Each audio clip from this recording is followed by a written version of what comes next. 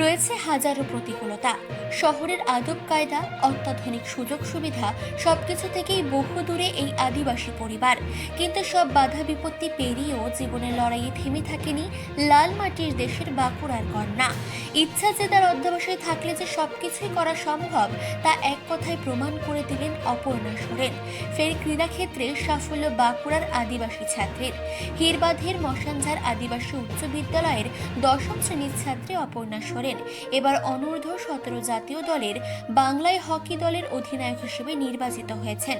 এই প্রতিযোগিতায় যোগ দিতে ইতিমধ্যেই হরিয়ানার উদ্দেশ্যে পাড়ি দিয়েছেন অপর্ণা।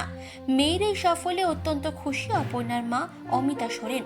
মেয়ের জন্য সত্যিই গর্বিত। আর এই সাফল্যের পেছনে সম্পূর্ণ অবদান তিনি দিয়েছেন মশানঝাড় আদিবাসী উচ্চ বিদ্যালয় কর্তৃপক্ষকে।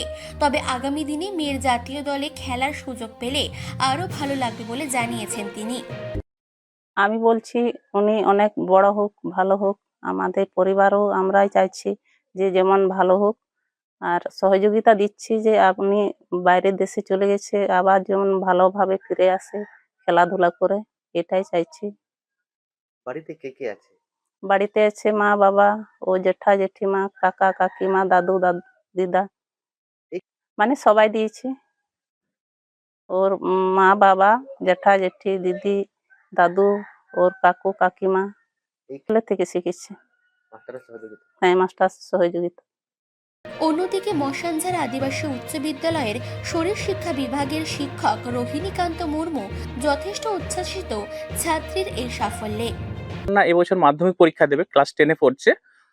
ক্লাস 5-এ আমাদের স্কুলে ভর্তি হয়, হোস্টেলে থাকে। তখন থেকে দেখেছি অপর্ণার মধ্যে সে ক্লাস 5 থেকেই হকির চর্চা শুরু করে, এবং সেই বছর থেকে ছোট থেকেই আন্ডার 14 টিমে কলকাতায় গিয়ে খেলেছে, বাঁকুড়া জেলার হয়ে খেলেছে।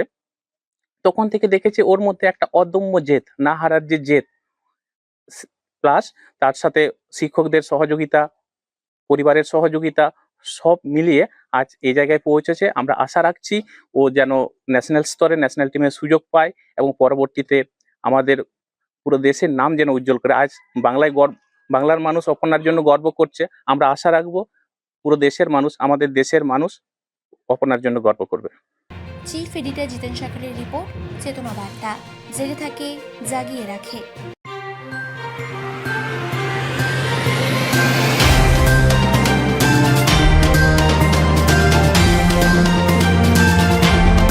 চেতনা বার্তা, জেগে থাকে, জাগিয়ে রাখে।